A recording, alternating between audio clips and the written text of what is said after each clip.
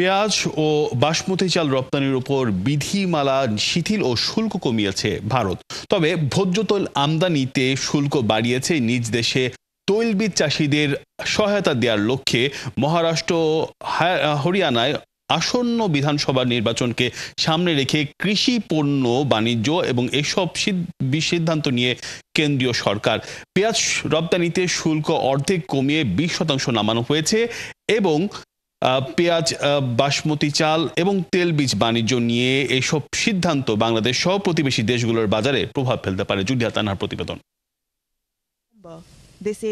রপ্তানি নিষিদ্ধ করার প্রায় 10 মাস পর ভারতের সরকার প্রতি মেট্রিক টন পেঁয়াজের মিনিমাম এক্সপোর্ট প্রাইস শর্ত বাতিল করেছে।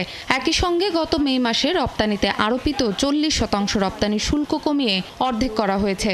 এদিকে বিধিনিষেধ শিথিল করে বাসমতি চাল রপ্তানিতে বেঁধে দেয়া প্রতি টন চালের সর্বনিম্ন মূল্য $950 শর্তও বাতিল করা হয়েছে। শুক্রবার এই আদেশ জারি করে ভারতের বৈদেশিক বাণিজ্য নিয়ন্ত্রণ বিষয়ক কেন্দ্রীয় সংস্থা directorate general of foreign trade. এর আগে নিজ দেশের বাজারে পেঁয়াজের মূল্য বৃদ্ধির লাগাম টানতে গত ডিসেম্বরে ভারত সরকার পেঁয়াজ রপ্তানিতে নিষেধাজ্ঞা দেয়।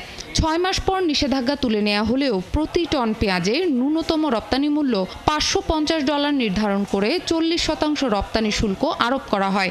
শুক্রবার দেশটির বাণিজ্য মন্ত্রণালয় ন্যূনতম রপ্তানি মূল্যের শর্ত বাতিল করলে কয়েক ঘন্টার মধ্যেই দেশটির অর্থ মন্ত্রণালয় পেঁয়াজের রপ্তানি শুল্ক 40% থেকে কমিয়ে 20% করে নির্দেশনা জারি করে। পেঁয়াজ রপ্তানিতে বিশ্বে 1 নম্বরে ভারত।